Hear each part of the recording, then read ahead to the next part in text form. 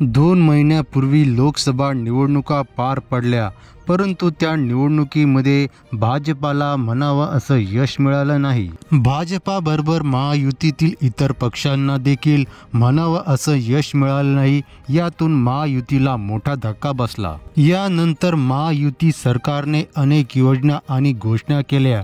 विशेष म्हणजे सरकारची लाडकी बहीण योजना चांगलीच गाजली. तरी देखील महाविकास आघाडी आणि महायुतीमध्ये काटेकी टक्कर होणार यात शंका नाही. एका सर्व्हेमधून कोणत्या पक्षाला किती जागा मिळणार याबाबत धक्कादायक आकडेवारी समोर आली आहे. या सर्व्हेनुसार विधानसभा निवडणुकामध्ये सगळ्या पक्षांना संघर्ष करावा लागणार असे दिसून येत आहे. या सर्व्हेनुसार महायुती आणि महाविकास आघाडीमध्ये फारसा फरक राहणार नाही असे दिसून येत आहे. त्यामुळे येणारी विधानसभा निवडणूक कोणत्याही पक्षासाठी सोपी राहणार नाही हे स्पष्ट होत आहे. विधानसभा निवडणुकीमध्ये 288 पैकी बहुमतासाठी 145 जागांची आवश्यकता आहे.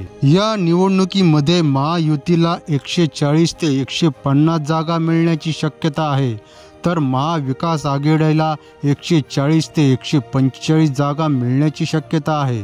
या सर्व्हेनुसार महायुती बहुमताचा आकडा गाठू शकते, परंतु हा आकडा गाठणे महायुतीला सोपं होणार नाही हे पण तेवढेच खरे आहे.